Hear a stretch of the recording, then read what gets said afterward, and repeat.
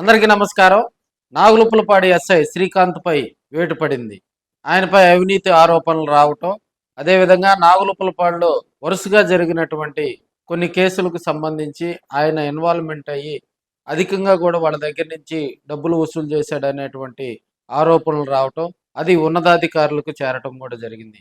ఈ మధ్య కాలంలో ఆయన బాధ్యతలు చేపట్టినప్పటి నుంచి కూడా ఆయన మీద పలు ఫిర్యాదులు ఎస్పీ దృష్టికి రావటంతో నిన్న ఎస్పీ గారు కార్యాలయానికి నాగులుపులపాడు ఎస్ఐ శ్రీకాంత్ను జిల్లా ఎస్పీ దామోదర్ గారు కార్యాలయానికి పిలిచి చివాట్లు పెట్టినట్టుగా కూడా ఈరోజు పలు దినపత్రికల్లో వార్తలు రావటం జరిగింది.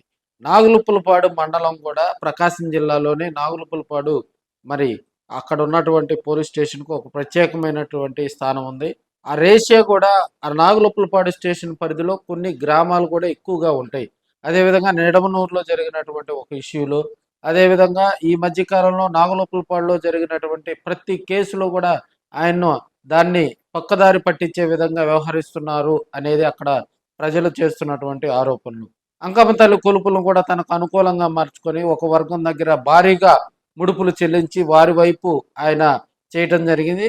దీనికి సంబంధించి నలుగురు ఆత్మహత్యాయత్నం చేయించుకోవటం, అదేవిధంగా అక్కడ జరిగినటువంటి సంఘటనకు సంబంధించి కూడా పోలీసులు వివరణ కోరటంతో ఆయన లీవ్ పెట్టి సెలవుపై వెళ్ళినట్టుగా కూడా సమాచారం తెలుస్తూ ఉంది. ఈ మధ్యకాలంలో నాగులుపులపాడు పోలీస్ స్టేషన్ పరిధిలో జరిగినటువంటి వేరే చౌదరి హత్య కేసుకు సంబంధించి కూడా ఆయన మీద పలు ఆరోపణలు రావటం జరిగింది.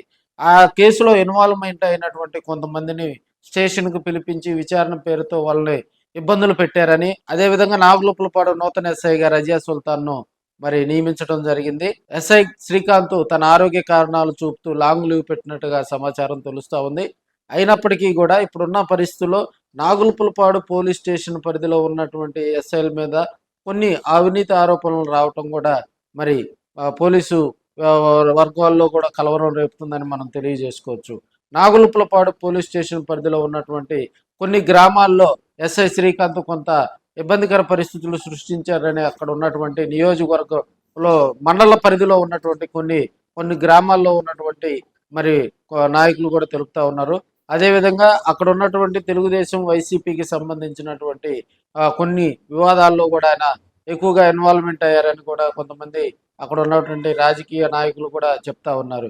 ఏదేమైనప్పటికీ కూడా ఎస్ఐ శ్రీకాంత్ మీద అవినీతి ఆరోపణలు రావటం, జిల్లా అధికారులు పిలిచి సీరియస్ వార్నింగ్ ఇవ్వడంతో ఆయన లాంగ్ లీవ్ పెట్టి వెళ్ళటం, రజియా సుల్తాన్ అక్కడ ఎస్ఐగా నియమించడం జరిగింది.